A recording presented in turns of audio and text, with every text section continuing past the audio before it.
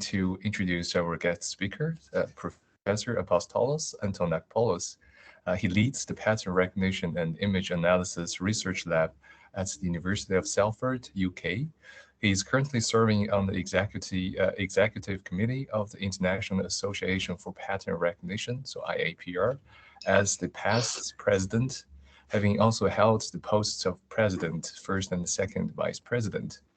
As one of the previous receiver of the IAPR or ICDAR Young Investigator Award for outstanding service to the ICDAR community and his innovative research in historical document processing applications, Apostolos has worked and published extensively on various problems in document analysis and understanding, including image enhancement, segmentation, recognition, performance evaluation, as well as on the other applications concerning pattern recognition and image analysis. And specifically in the last few years, a series of large-scale projects, including Impact, that's improving access to text, and European newspapers, and Succeed, that's Support Action Center of Competency in Digitization, and AMPO, the early modern OCR project, and Censuses 1961 were being hosted by the research group that is led by Apostolos. So in this talk, Apostolos will give us his insights on the processing and exploitation of cultural heritage materials. And without further delay, I will give the floor to Apostolos. Thank you very much, Dan. And I must say that I'm a professor in the Department of Computer Science, but I'm so happy to be here because I feel so much at home in a library, archive, and digital humanities environment. For the past over 20 years, we've been working together with several very interesting projects and with fantastic colleagues, including with Tan now. So let me share my screen. Okay, so very quickly. Yep, so I'm going to share some experiences from a current project, actually quite a large project. But before, I will give you a brief background to what we do. I've seen several names of people here that already know what we do, but just very quickly cover. We do other things apart from what I'm going to talk about today. So the basis of, the concept of the work is you transform unreadable data ultimately to operable information, which is in some way useful. You can do digital humanities research, or you can do any statistical work in the case of numbers that I'm going to talk about. Basically, you do something, you create a set of usable data with different levels of semantical annotations, okay? So today I'm going to talk about information-rich documents, and I will explain what is the difference between those and text-rich documents. And from experience, some characteristics of real-world use cases and how that differs from just different applications of document analysis and so on. And the case in point is the work we are doing with the Office for National Statistics in England and Wales. And it's about the census. Every 10 years, there's a census of the whole population. So historical census analysis. So very briefly, if you would take a very high level view of what we do is we're doing AI or computer vision software solutions to real world problems, right? That's how we discuss with people who don't know us at all. But for the most part, the most interesting aspect and the area of the most work we've done is with document information extraction and the modeling of that information. And as you can see here, just a highlight, Dan mentioned we work with in the Impact Access to Text project, EU project, also the Digitization Center of Competence. Then we work with European newspapers. So we worked with books, with newspapers, several other documents with the major libraries of Europe, national libraries and major libraries. Succeed was another project after that, Support Action Center. We organized international competitions of people how to extract data. We had interesting challenges with Adi, who I can see here in the call. in the British Library to have some challenges for very difficult sets of documents where this just isn't a viable solution at the moment, and to see how well research and commercial systems actually would do. We work with digital humanities colleagues, right? The EMOP project, the early modern OCR project, was to work with in the Department of English Literature at the Texas A&M University to use crowdsourcing as well as other techniques to extract more data from core English language texts. And the work I'm going to talk about today is the Office for National Statistics related work. So just as an overview, right, everybody wants to apply machine learning, everybody wants to work on data, and then they complain there's not enough data. But even if there is plenty of relevant data that is available, and in historical situations, it's very rarely the case that you have a lot of data for training, deep learning, and so on. However, the variety of data sources is great, right? So there are hard copy images, have not been digitized, right? Just scans of pages. There is unstructured data, often noisy, both in the images and in the text sense. And there are different application scenarios, right? Which is critical if you do any work in, because we do end-to-end workflows from scanning to delivering the data. All the processes you use to analyze the images or to recognize the text or post correct obviously are dependent on the end scenario, right? The use case that you're working on. So the application scenario can be very simple, right? Just extract some editable text and numbers, which is not very useful. As you know, what do you do with that? In the case of when you have tables of numbers, effectively, I'm going to talk about, you don't have any use for that, right? You just have a representation of, you can just edit the numbers, means nothing. So the most useful, but way more complex use case scenario, it would be when you semantically tag every single word or every important word, and you have relationships between these words, right? So you identify people and places and so on, as you know. You can do complex queries and searches. So what we do effectively is we design and customize software tools and workflows, right, that involve humans and software, right, and they try to get the right balance and we try to support the process along the way. So to the topic of today, right, what are information-rich documents, right? So we worked with a lot of text-rich documents, as I said, books and newspapers. We had the layout complexities, especially in the newspapers. We had the historical font problems. We had the dictionary, the historical dictionaries for different languages problems, everything, you know, images that have not been scanned really well, especially in the early days of digitization. We had problems, of course, with the documents themselves. However, right, we realized now that there are documents which are more difficult to start with in terms of the information they contain. So these documents contain dense numerical information. For example, there are tables of numbers, right? Lots of numbers, which are very important, right? And these are very information rich, right? So text is information rich, but not as much as these numbers.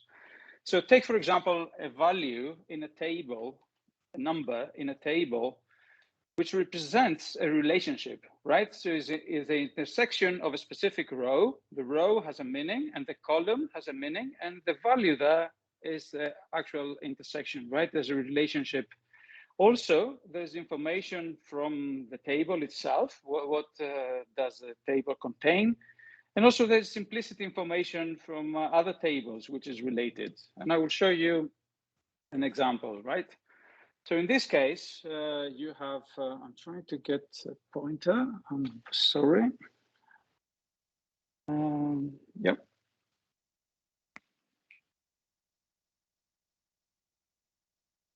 Yep. I've lost my pointer somehow, but I can explain verbally, right? So you see there are three words there, right? So it's Bishopsgate, 257, and females, right? You can see that the number 257 in itself has no meaning, right? This is the number we want to extract.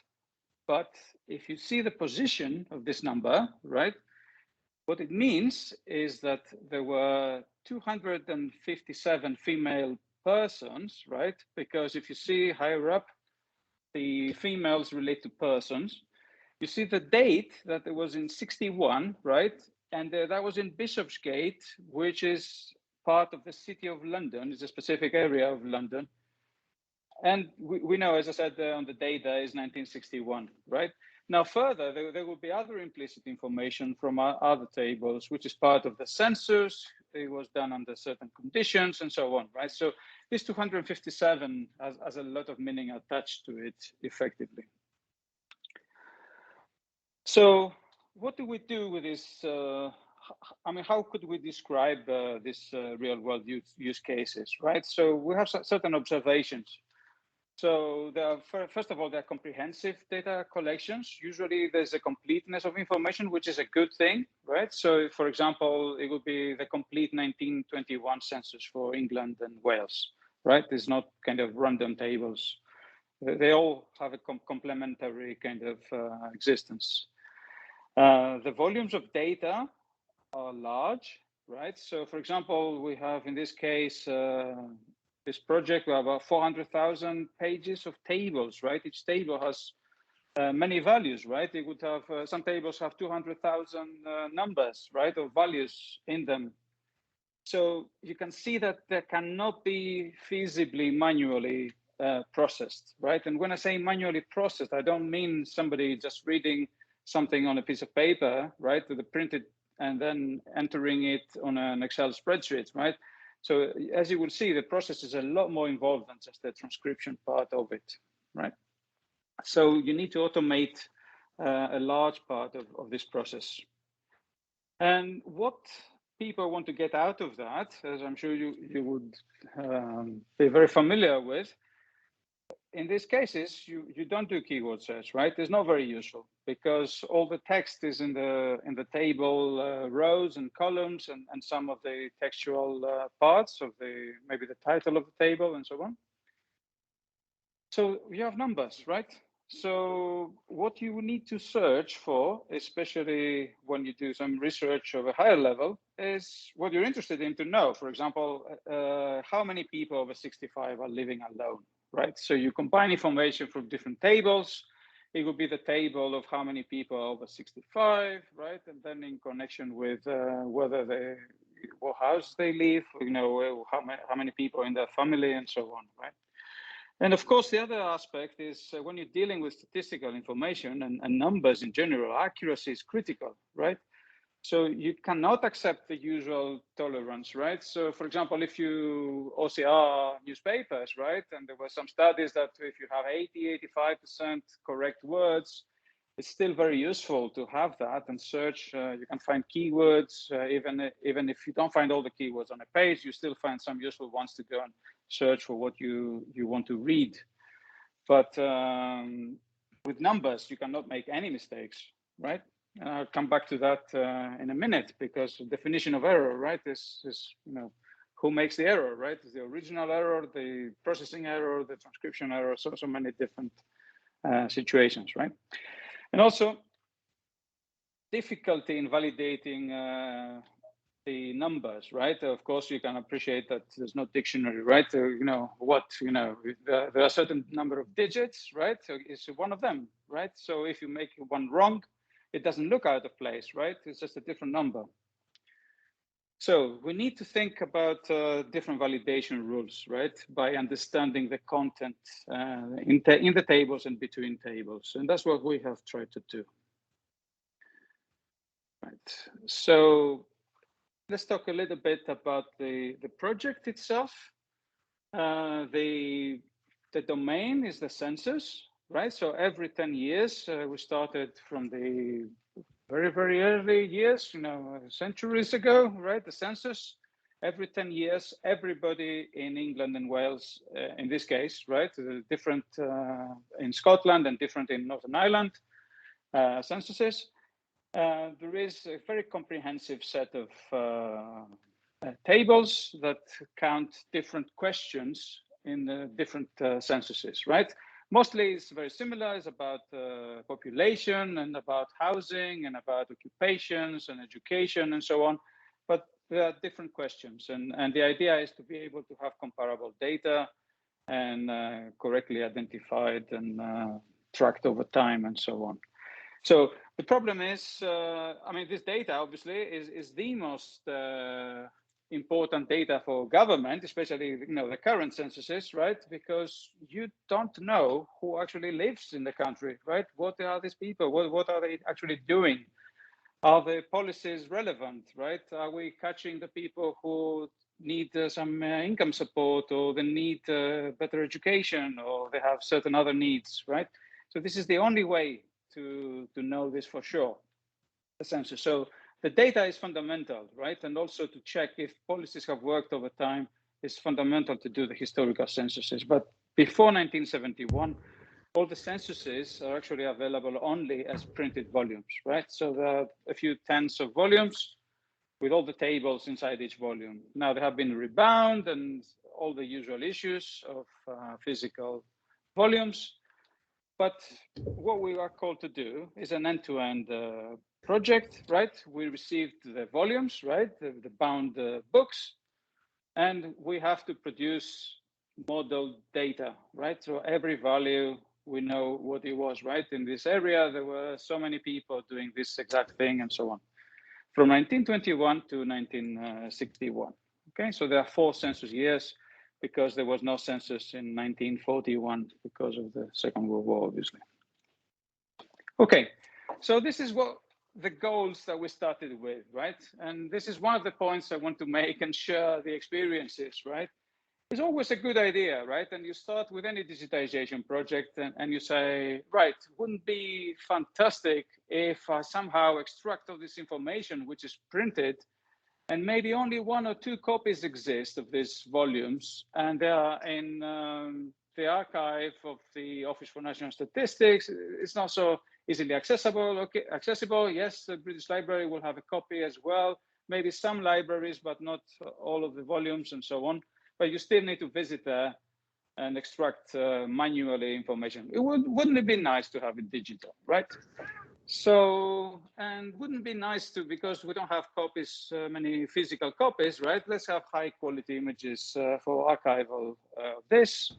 And wouldn't it be nice, because our customer service, the Office for National Statistics says, wouldn't it be nice to have some PDF surrogates for regular use, because many people ask them for certain information. They don't necessarily extract, even if there's digital data, there's a lot of metadata in the volumes, in the text and so on, and they get a lot of queries, right? So they wanted high quality images for archiving, indexed PDF surrogates, right? It's indexed because they don't want to search to find which table they're looking for. There are several tables in each volume. And also, of course, the biggest issue was the extraction of numerical information from tables, right? So, well, what do you need exactly, right? It says, well, the idea is to create digital tables, right? Not have them in this format printed, but digital in some way. All the other data we have, they say, for example, is in CSV format, in this tidy data format, we can import into our delivery system and so on. So we started with this, right? What does it mean to have a digital table, right? Definitely it doesn't mean that you can create a similarly looking file, as we have seen in many other digitization projects. Tables, in the best case, is just a similar rendering, but in an editable form, right? It can be in CSV, in Excel, in HTML, in XML, but it's just the same numbers, right? Which mean nothing, arranged in a certain tabular way. No information is labeled in a semantic way. The table data is not connected between the tables, and no meaning is attached, as I said, to anything, right? So this is what we started with. And this is what it evolved. In terms of the PDF, what we found that to have a good image quality, right, it was suddenly, because so many people were from home, it's not the high quality cases that they can have large files within the organization, right? So some people work remotely from farm houses and so on, and they have very slow internet. So we needed to investigate maximum compression, right, while maintaining quality, right? So non-standard PDF creation there at all, right? A lot of experimentation.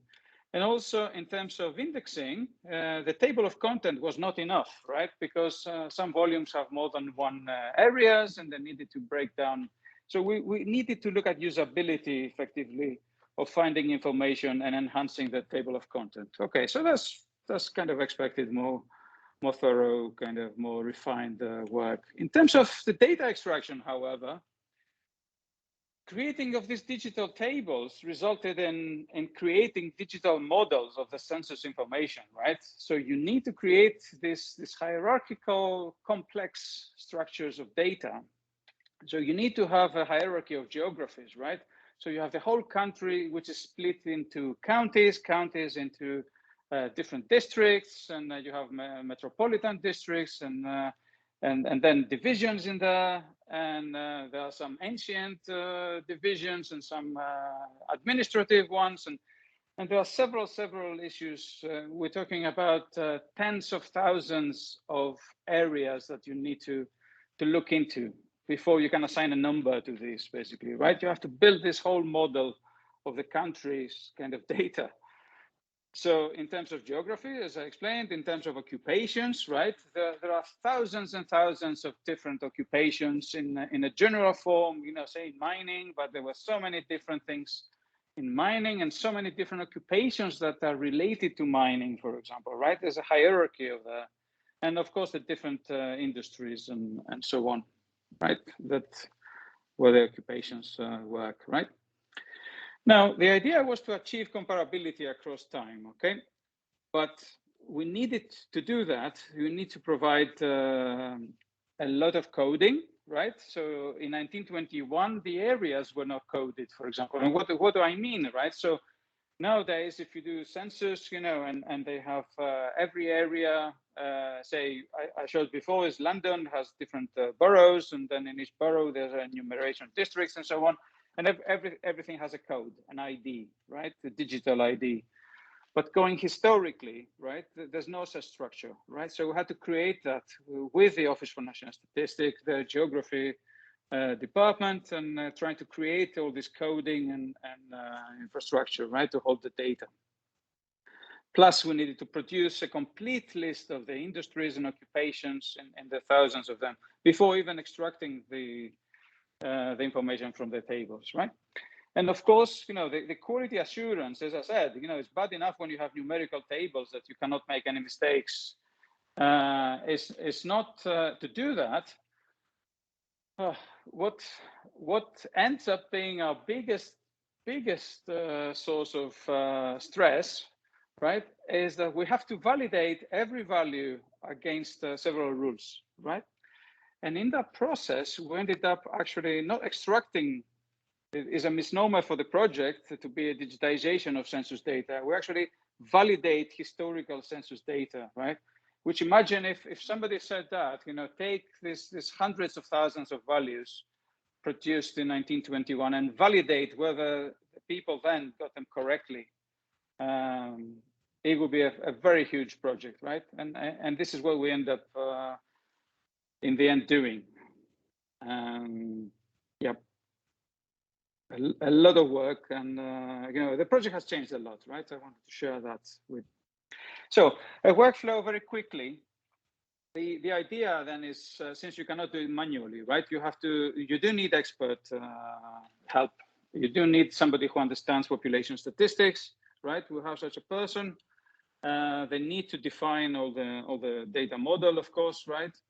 And of course, we create bespoke software so to help them model data, extract the data. Okay, so that's the image processing and so on, and validate the data, right, in terms of the structure and so on. So we start with the scans, different pre-processing, bespoke to this particular material, right? Different settings because there are certain fonts and certain spacing and so on, which create some problems, right? So certain ways of recognizing things of, you know, if it could be a zero, it could be a dash, it could be nothing, right? I mean, different things.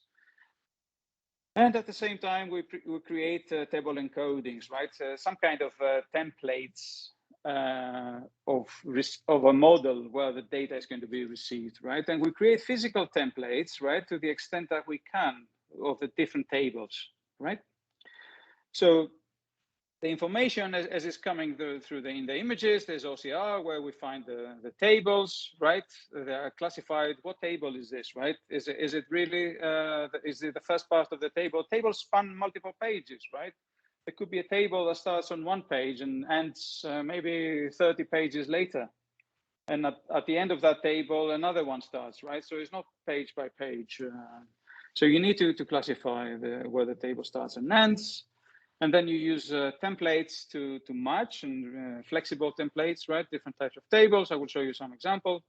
And then you have logical rules to try to validate this information. There's a lot of effort in between, matching the expected outcome with what comes from automated analysis. I can come in another talk, maybe it will be a whole other talk to discuss this workflow.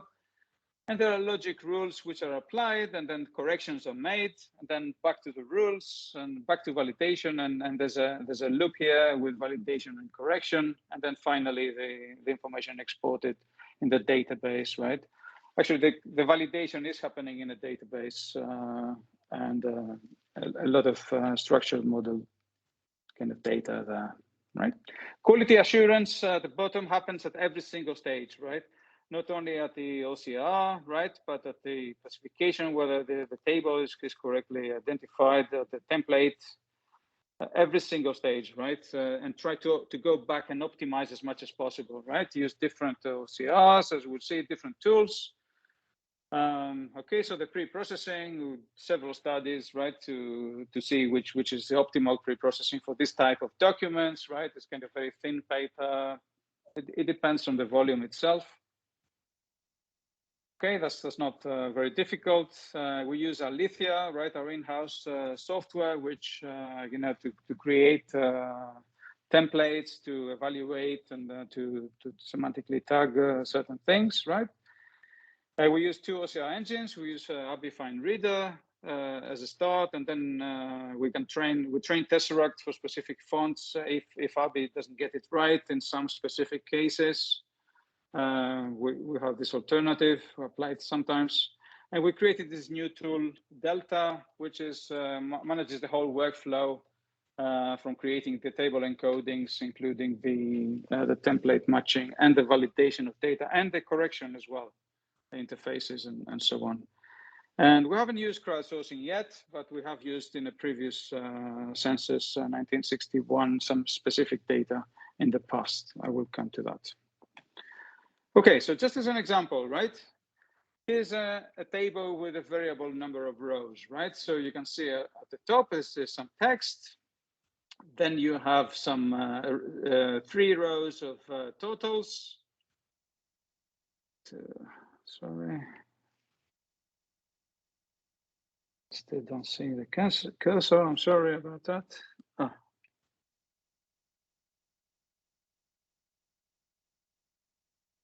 Okay, I think, yeah, that's good. So you see 3 rows of totals here. And then you have this area of Lancaster, right? Is split into several different boroughs. Each borough has different words, right? Wards. So effectively is the layout is one row that gets repeated, right? Is the numbers are all in this kind of acres, this is an area, land area, right? There's persons in the previous census, 1911, there's the persons. males and females and persons per acre and so on. This is, by the way, something they did get wrong quite a lot of time, right? Divisions in 1921 were not done very accurately, as it seems, right?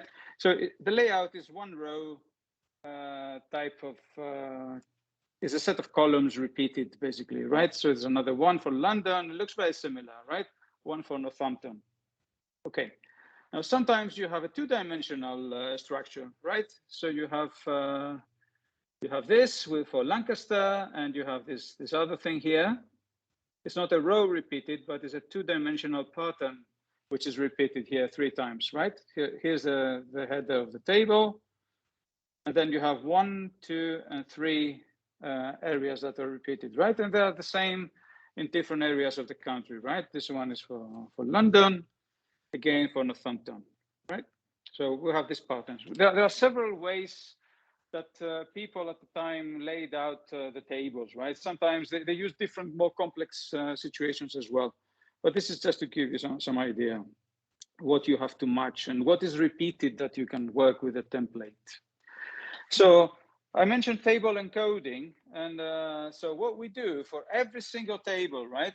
There's a logical template, okay? There's a physical template, but this is a logical one.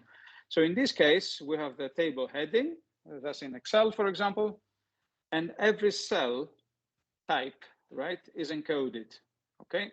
So we expect for this type of table, this row here, right, with this type of values to be repeated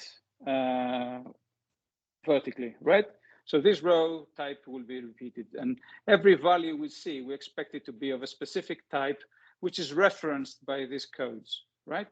So we have a data dictionary where all these codes will be checked. If OCR, for example, doesn't produce something reasonable to this, we can apply different rules, so we can use a different OCR, as I mentioned, right? But this is the model of this particular layout, right? And that's the two-dimensional one, right? So every cell is coded for this particular instance, which then can be repeated. Now, this is the tool, Delta, as I mentioned, right, which manages the workflow. We developed it quite a lot. It still needs a few things to fully kind of take care of all the validation rules in total.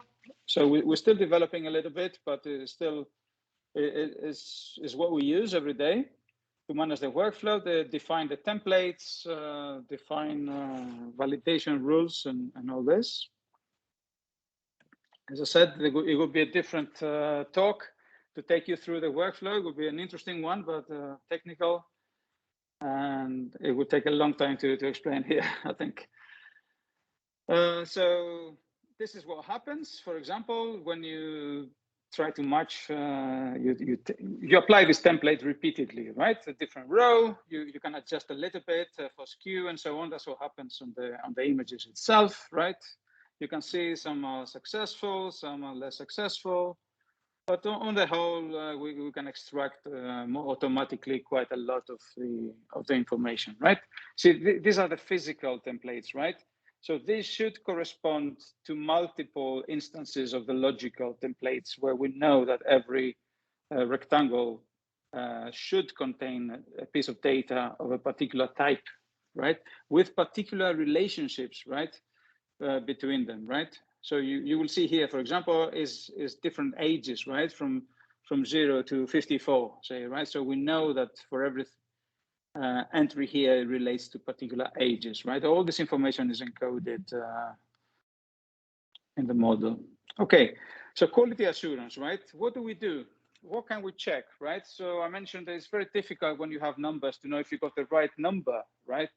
Is it 257 or 251, for example, right? It could be either, right? Potentially. So how do we check?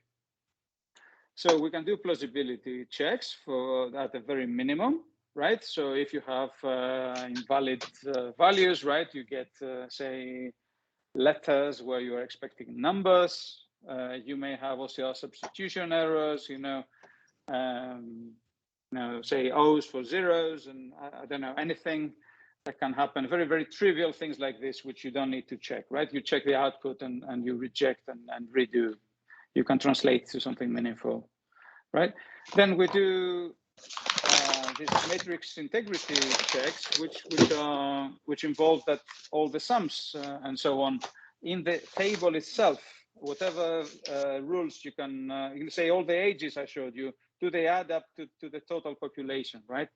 Does the total of persons matches the total if you add males and females, right? At least in that in 21 they only had 2, right? So these things should add up. And then you do checks within a specific geographical area, right? So you have tables, as I showed you, from different smaller areas inside the table, in a county or in a particular district. Do they all add up, for example, to the same total? And then you do higher level validation across larger areas. So you utilize a lot of the information of the census as a whole. That's why you need the whole model of geographical hierarchies and so on. And that's the only way to try to understand the data and try to check it, right, for validity. And actually you can correct things as well. Now, one strategy which has helped us a lot is, so we run this at 200,000 values on a single table, and it may show thousands of errors, right? So the way we don't know, right? So if you have a sum, so 3 things sum up to a fourth, 3 values, 3 cells in a table, if you add them, should add to a fourth one. All we can say is there is a disagreement between these 4 values. We don't know which one is wrong, right? So every time a check fails, some error value is increased in all the cells that are involved. So what we do is we rank these disagreements, right? And we try to correct the most severe errors first. And usually if you do that, then it cascades down and a lot of the other things that were flagged as errors disappear, right? So if you have a large workflow with many, many errors, we're solving the most serious ones in that way. You reduce a lot of the effort. Okay, and then we have interactive correction for the things that fail, but we cannot correct automatically in any way. And then try to revalidate even with manual correction, right? You make mistakes. And we do that in Delta, but we have the option to do it in crowdsourcing as well. Okay. And just to illustrate a couple of tests, right? So you have here total population. I showed you this table before, right? So for example, persons should be equal males and females within a very, very specific small area, right? So you have the whole county of Suffolk. One county borough is Ipswich, right? And in that county borough, right, we have 79,371 people, right, in total, and males and females should add up to that. Okay, so this is the simplest check you can do in this table, right? But you can also check because the number of persons, right, and the area they live in, the total area, right, in acres, is listed here as a ratio, right? Persons per acre. So this actually gave us problems, right? Because as I mentioned, the division was not accurate in 1921, right? And going back to the information I know now by reading these general reports that accompanies the census, they had people called computers, right? Not machines, obviously, right? And these computers, the people, had 4 calculators, right? Mechanical ones, and they were doing these divisions. And sometimes, they would round up or round down and so on. And this is not a very accurate way to determine errors here, but it's still a little bit useful. So, and the other thing is you can check the sum of persons in a larger area, right? So in the whole borough of Ipswich, all the different wards, right? Do all these add up to the total for the actual borough? All the wards add to the borough. So you can do in this single table at least 3 checks, right? And then you can check between this table and other tables, right? And this is what the correction looks like, right? So we found that from doing the crowdsourcing interface on Zooniverse before, that if you give a little bit of context, right? Not only the area where the problem is, right? A little bit of context here is a typographical issue, right? Where the type itself, has left a mark.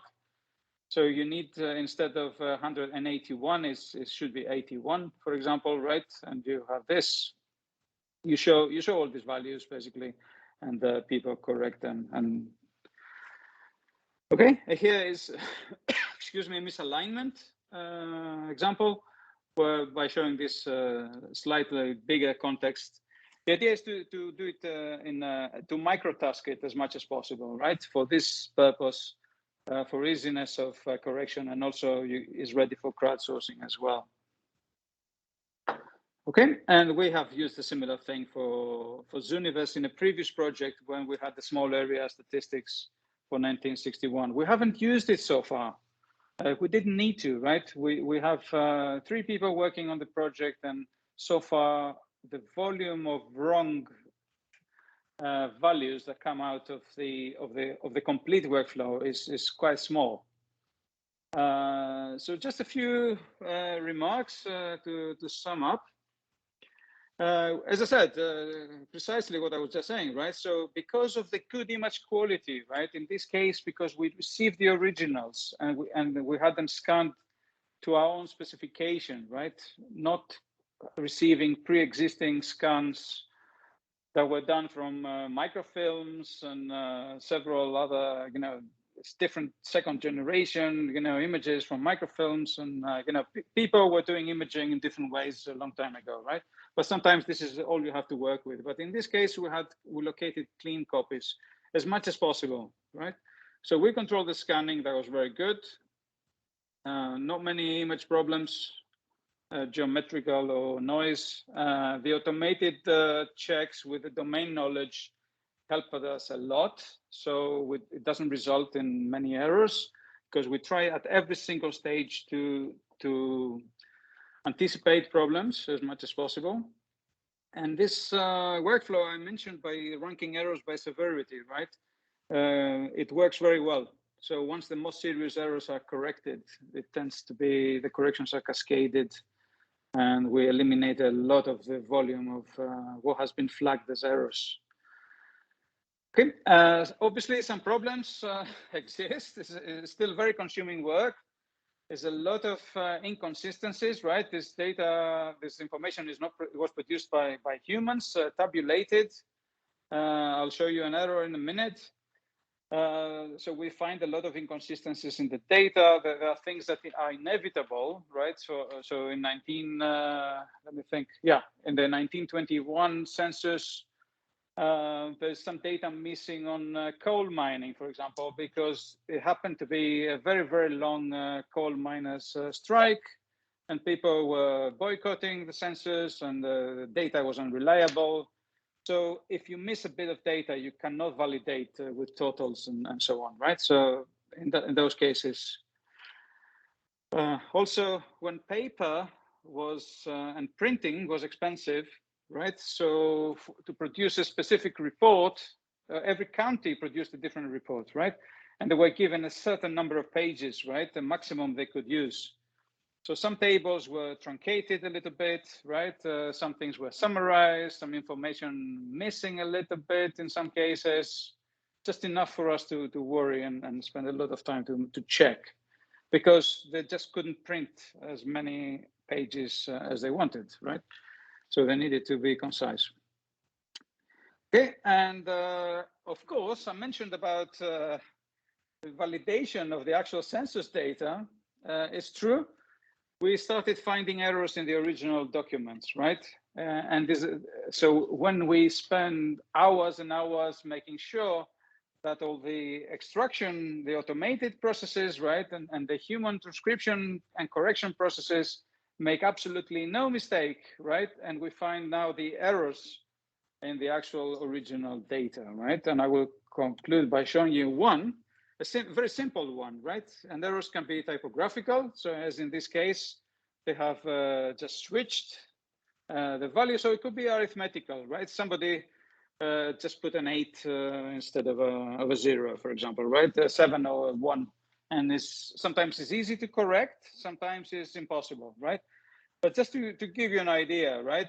So maybe we have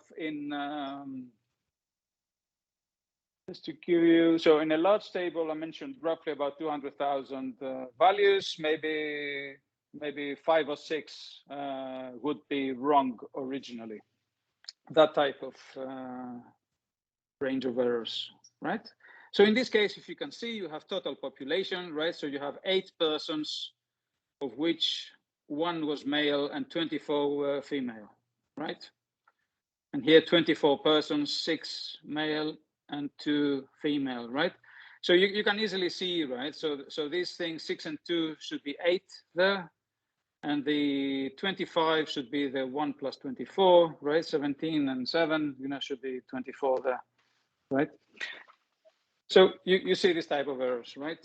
And these errors, I think you can correct in discussion with ONS, but it becomes a discussion with the Office for National Statistics, how they think the correct record should be and what kind of notes to put in the data. And there's an anecdote to conclude. Was in the previous small project that we did, very small area statistics in 1961. I showed you the crowdsourcing one. There were errors because these area statistics were produced on printouts in 1961. It was the first census year that had computers. And from the computer model database, they were just printed out on pieces of paper and sent around to different areas of the country. Now, somebody had set some limits, right? So, for example, 4 digits or 5 digits for every field in the table. And inevitably, there were 2 or 3 occasions where there were some areas which could not be represented with only 4 digits. They needed 5 digits, right? And in those areas, the total printed was wrong. A very vital digit in the number was missing. And we were looking at this, and when we plotted, once we extracted all the data, we plotted, say, males and females in different counties, and we saw that in 2 or 3 parts of England, there were a lot more females than males, right? Normally, there are always more females than males, I find, is reported in the statistics, but not, say, double the number, right? And it was curious, right? And there were studies done about this, right? Maybe one of them was Sheffield, right, with a lot of heavy industry in steel production and so on. And there were a lot of theories. And then we found that it was an error in the production of the table, right? So a number was missing. There should be very similar numbers of males and females, right? Okay, so on that note, and sorry if I overrun. I will finish here and be very happy to discuss any questions you may have. Thank you. Thank you very much, Apostolos. It's very, very interesting talk. And I think maybe some of us will have questions already. Shall I stop sharing maybe, or maybe leave it for a second?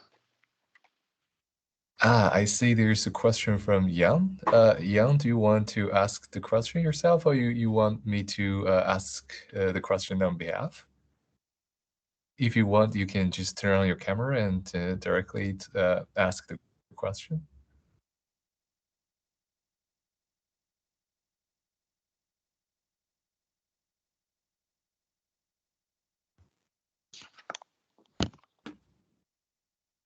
Yes, hello. Good afternoon. I had a question.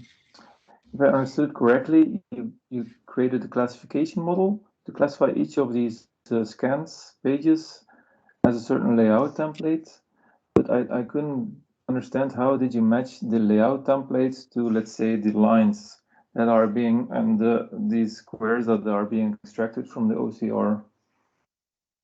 Right. So there are several tables, right? Oops. So let me.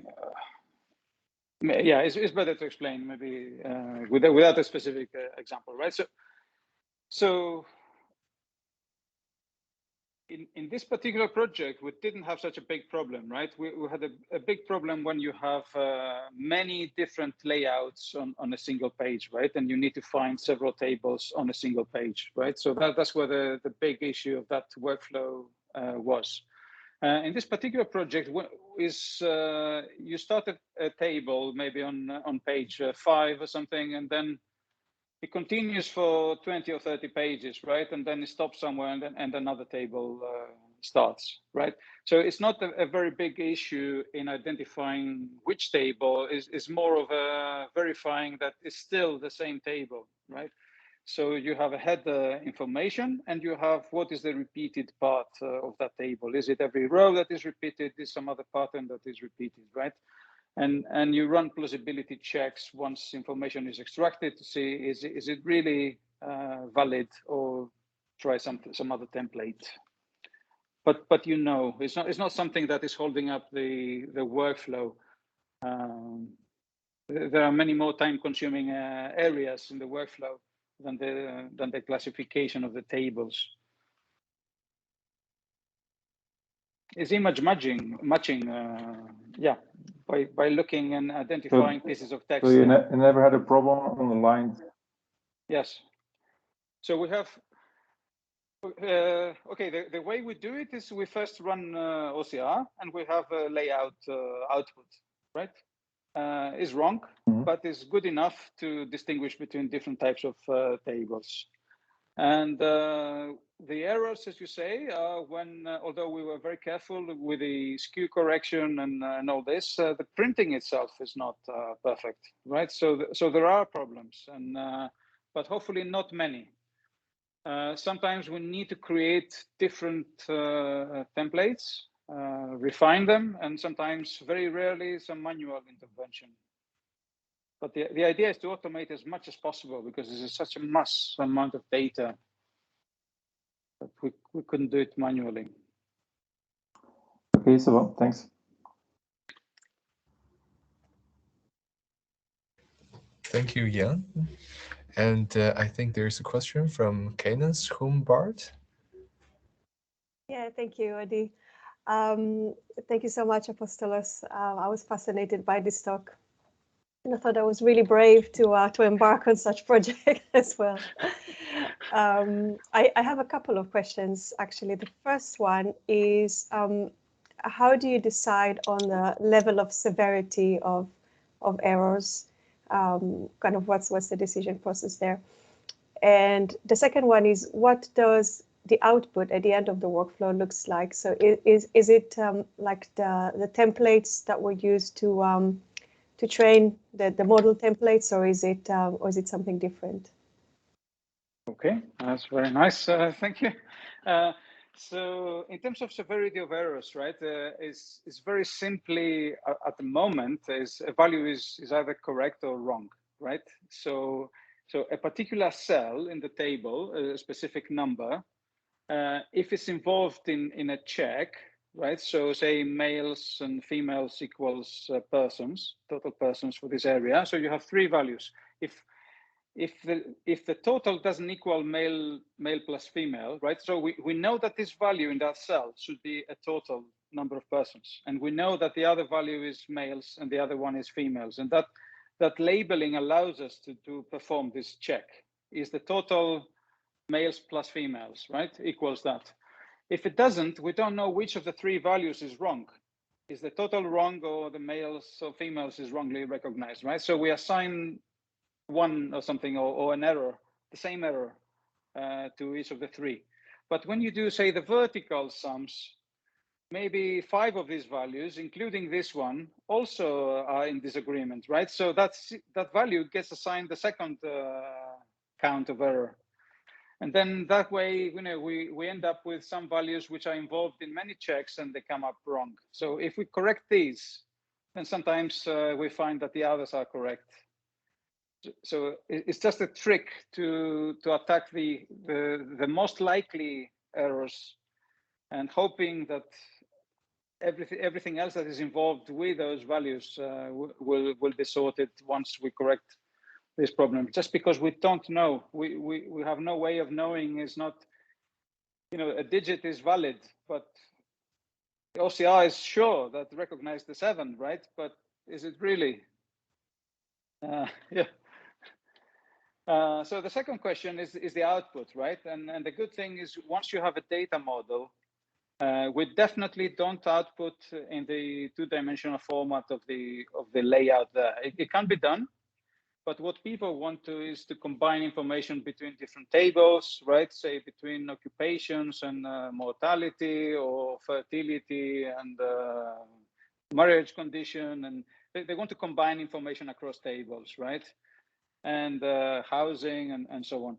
So while in 1921 they tried to produce as many combinations of values and as possible, right, in different tables. Now we have an infinite possibility of, you know, once you have the data in a model, you can combine housing and education and so many different things, right? So everything is in a database, and every value in the database has a lot of characteristics attached to it, a lot of metadata for this specific value, every single value.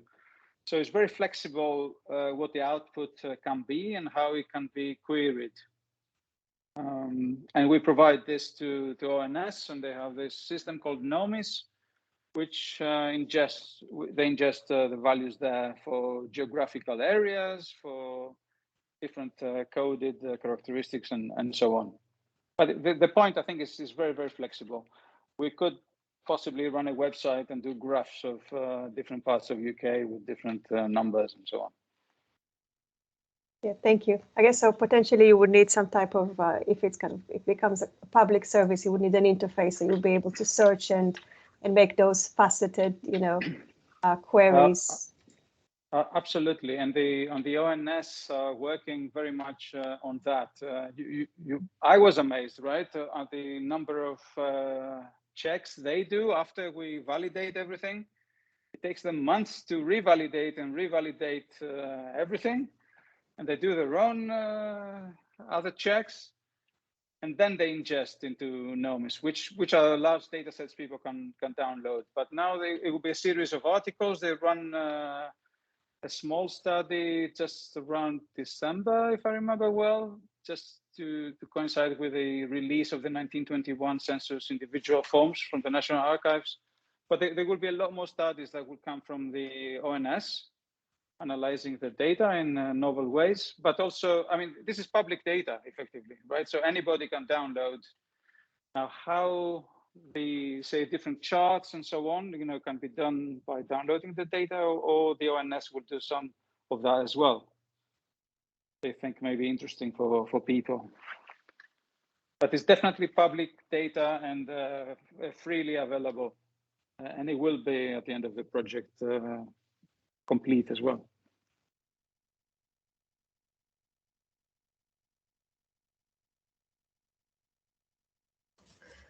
And more questions to come?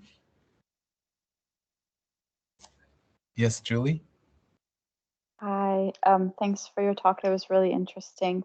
I have a few questions, but one that I just think is why, if you need such complex queries, I understand that now we're focusing on image processing, but why not model that data as linked data, and then you can yeah, but that's a whole nother digital workflow. So I just wondered how you've considered that, because now it seems, well, it's not static, but you know, it seems static because there is obviously tons of work that's necessary in order to extract that information and ensure that it's accurate.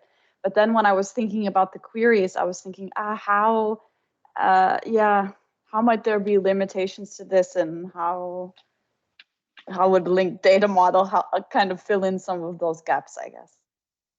I think that's the main idea, right? But the level, the masses of information, right, and the level of structuring and hierarchy at the moment is all explicit. It can be converted to protocols of linked data, right? But that's the idea. So to collect all the information, and we have all the relationships between all bits of data. So this is available and can be converted to whichever format. I think it's a really great example of also emphasizing that digital workflow that's necessary. That if someone did, say, okay, I want to put this into linked data format, combined it with other information as well, but actually there's so many steps of relating those tables and relating that information. And the other question that I had was about, you had mentioned the importance of interdisciplinary work, so that you're not only working with technical actors, but those that understand the materiality. And I was wondering if you could say a bit about that, that experience and what you've learned from each other, and how that went into feeding this work. Oh yeah, I mean, interdisciplinarity, I mean, that's absolutely the only way to do it if you want to do something meaningful, right? I mean, you can do some technical, even producing some technical prototypes, maybe in the totally wrong direction, right? So you may improve OCR, you may improve data extraction or something, but what does it really mean? Because people really need the data. Is it improving the overall scenario, use scenario, right? So that's why our motivation was always to produce data, which is the most useful for the people who are going to use it. And throughout all the projects we have done, right, we discussed, and it was a problem. I mean, I don't know, colleagues in the call will be able to understand, right? In libraries and archives, people are very interested to see how the data is used, and it's not an easy question to answer, because you don't know. Nobody knows how the people, they tend to use in some ways, but once you make it digital, there are many other possibilities that people were not aware. So the only way to do it in a meaningful way is to involve the users of the data, and to involve the holders of the data. So in this case, the Office for National Statistics has both, right? So it has people in there that they use the data, and also they understand very well the structure. And the person we have on our team understands very well all the hierarchies of geographies and population data, and so on. So without that, extracting numbers would be not very useful, because we wouldn't have the semantics associated with that, and at the same time we wouldn't be able to validate the numbers. So many years ago, we used to argue, hey, we want to do information extraction from documents, and once or twice somebody had said, hey, but we can send all this stuff to India and Thailand, right? And people type it and so on. We thought, oh yeah, maybe they're right, And then thinking about this, right? And in more projects, you see that just transcribing the numbers from printed to digital is nowhere near anywhere useful, right? Only you just automate, you just make more efficient a small part of the process. So it always have to serve the use scenario, right? And also that's why when we created, I mean, Tan knows, and other colleagues know, with Adi, we did the challenges. So every evaluation of technology you do has to be against some use scenario. It's not, I'm totally against a lot of computer science kind of papers where they say, oh, we improve 1% of this, right? Maybe that's 1% irrelevant in any relevant direction, right? You always have to have use scenarios and the interdisciplinarity in mind, if you want to do something that makes sense and usefulness. Yeah. And it's exciting to hang out with nice people, from different areas. Nice discussions after work. Absolutely, and well, it's very interesting discussion. But I have to apologize for my camera again. I think it is just really tired of looking at me, so it just stopped working again. but I will have the chance to ask some of my questions as well, because I completely understand all the work behind this. And at this moment, we're also working on the project where we're trying to parse some table, and I think this actually reminds me of the mismatch between the understanding and the actual process. Because when I talk to my colleagues about this work, we realize that sometimes people think this as a very simple process because it's just a table. And when you look at the table, you almost immediately understand everything. So the concept is very easy, but the process of converting this concept to actual process of extracting the information is not as easy as the concept itself. So that's the something that is very interesting for me to observe. So I just want to ask the question. So in your opinion, uh, what is currently still missing from the state of the arts in terms of, for example, automatically parsing such structured data and to extract the relation between all those data? You raised some very, very interesting points. And when I gave examples, for example, of say in this table, the total number of persons should equal the males and females, right? That still sounds very easy, but if you have say 2,000 or 3,000 lines of numbers, you cannot go in all these 3,000 numbers and say, okay, this cell actually is the total of this one and this one, right? So you have to automate this based on the semantics, right? So even you cannot use, say, something very simple because you mark a specific cell with your mouse and say, okay, this is this, and then this plus that should be that, right? So you cannot do simple things like this. So you have to create a more complex model of the data. And this is where a lot of effort is done. And this is where the usefulness in the end it is, right? Because once the system understands the data, then the rules are created from the data, right? You don't specify explicitly, right? Cell number 3 and cell number 4 and cell number 6, right? Find all the totals and find all this that correspond to this particular region and the part of England that we are dealing with right now, and try to do the sums. So the data needs to understand itself, right? So it has to be very, very self-descriptive, and the rules are extracted automatically from the data. This is a very important concept, right? In another talk, maybe I can explain the workflow. So this is some very, very time-consuming area, right?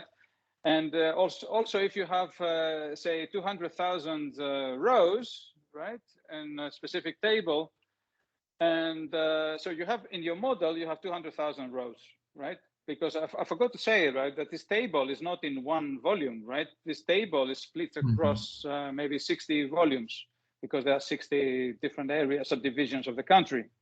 So every subdivision has a list of tables, and you take it from each book and you try to mesh it, right?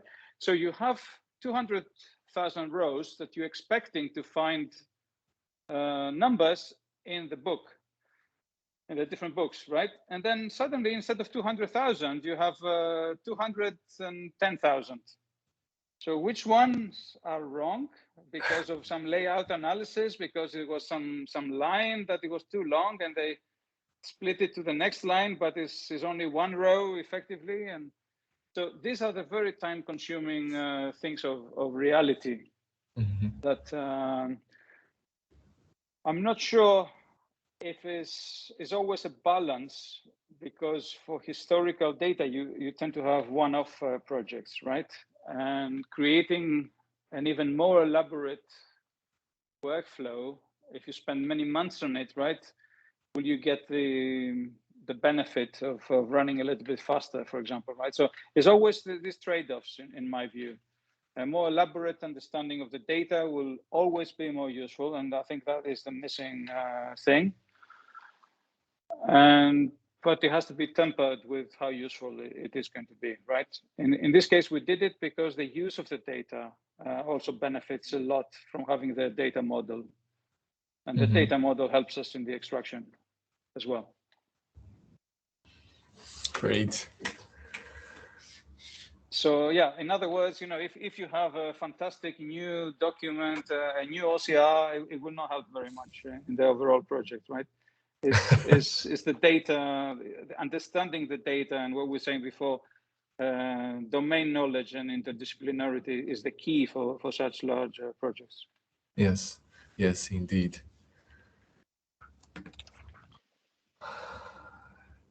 I'm not sure if there are still questions from the audience. Isabella, yes? Yes, thank you, Tan. Thanks a lot for the talk. It was very interesting, and I was really fascinated by the ways in which you use the numbers and the additions to make corrections. I think that is very cool and something that I wouldn't have thought about. Coming from a text, pure text OCR.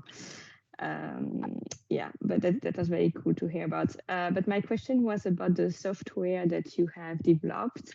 In the project, I've noticed that you developed several, and it's something that I was thinking about when you were talking about, how you always have in mind the users when you want to do something, and you don't want to do something for the sake of doing something, but actually contributing. And I was thinking that's very interesting, because I feel like in a lot of OCR project, in general digital project, there is a lot of software being developed, and I think it's very cool to see when they actually made available to others. But also I feel like sometimes there is a lot of different, very niche software that are being developed, and maybe they would benefit from being, I don't know, interoperable, or which is, of course, sometimes the case, but yeah, I feel like there is a very good community of people, building on the work on each other. And I was just wondering if you basically could talk a bit about that, and about whether you base yourself on other software, or how your software have been used in other projects, or anything related to that issue. So that's a very, very good point, because as you say, there are so many interesting systems which were developed for a project and then died, right? Or somebody, even worse, right?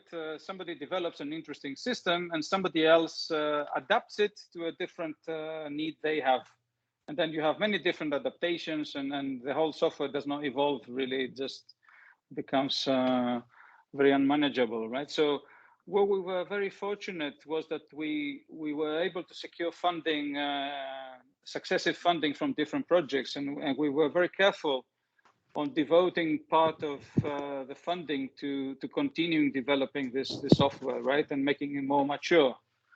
And so the main software is called Alethea, right, which there are a lot of discussions and issues about, say, available with free license or open source or so on, right? But the reality is that if you want to make something in an academic environment, right, which you have no other resources, right, and you have, say, a PhD student will go, and they're not the best experts in software engineering or this, right? And a research fellow also after a project will go. And how do you ensure that you have a usable software that is maintained, right? And the way to do that is we tried to build some funding based on licensing on this, right? Now, we thought a lot about this, right? Because for the community of researchers, we wanted to give it for free. And so people can try it for free if somebody is doing some I don't know, PhD work or something like this. They can keep renewing the free license. If there's a company, and we were approached from some companies or some national libraries, some other organizations, and which are happy to buy some licenses, basically, right, and support and ensuring the software keeps being developed. One particularly good ongoing relationship we have is with Family Search, right? Is the largest genealogy organization in the world, and they. So the deal is that we can produce new features, but they will fund the development of the features of the software, not only for them to use, but for everybody to use, and they have no intellectual property on what they fund, right? So everything is available in the software for everybody, but they fund it and they can use it. They still license it, but they have the privilege of influencing a little bit the direction of the priorities. We have a very long list of feature requests. And yeah, and it started from doing simple document analysis, but now it involves a lot of semantic labeling, as I mentioned, right? So you have a word with, you have ontologies and editors of ontologies, this names and surnames and family relationships and all this. And it's quite nice. And actually, we are developing now into a web-based tool, because a long time ago, most people had in large kind of government-based organizations have had Windows, but of course, it's not the operating system of choice for many people. And we cannot develop parallel versions, so the web-based version is being developed quite a lot. And the other thing I wanted to add is we have a standard format and several tools that serve this format, which we have a lot of smaller tools which are available for free, and some are open source as well. So try to build an ecosystem of the tools, of the data sets, of evaluation methodologies to help people improve tools, test them on the data sets. Yeah, as you say, try to do something useful, not just, we're not so much interested in publishing and counting our publications. We publish the stuff we do, but the biggest satisfaction is from helping something and making it useful for other people, right? That's it. Yeah. Awesome, thank you. And by the way, I'll be very keen to hear if anybody has any suggestions, right? I have a lot of stress with this project. We have received a lot of money. There are a lot of expectations to deliver. It's a very difficult project. And if anybody has any suggestions to how to improve something, I couldn't find any similar project since we started, right? I'll be very, very happy to work together if anybody's interested. Yeah, from my side, I think this is also well, I was not aware of any other projects that actually lend the research on actual applications to process, because I know there are papers published on, for example, parsing the content of table, and also using neural networks and the for example, table net or things alike. But this is the only project that I know that actually translates the development to the actual application to process the actual data and extract information from it. So it's Yeah, I mean, we reviewed the literature, right? And it wasn't very useful, right? There are application scenarios where you have a general document and you want to find where in the general document it has tables, right? So table detection, not simple table understanding. I mean, there are some, even Amazon, the recognition engine of Amazon, right, has some simple table recognition. Mhm. But the level of accuracy and the modeling required is a very specific project, right? So we couldn't use any of that. I totally understand. And I guess there are no more questions or comments from the audience. And I think we're right on time for this talk. So if there are no more questions, I would just like to thank you again, Apostolos, for this very interesting talk. And it's really something for me to learn and to enjoy. And I would like to wish you all the success in the coming projects. And I hope that we can get the chance to collaborate again. And thank you very much to the co-organizers and to the audience. And we look forward to seeing you again in our next talk, which will be on the 11th of April. And with this, well, thank you again, and see you soon, I guess.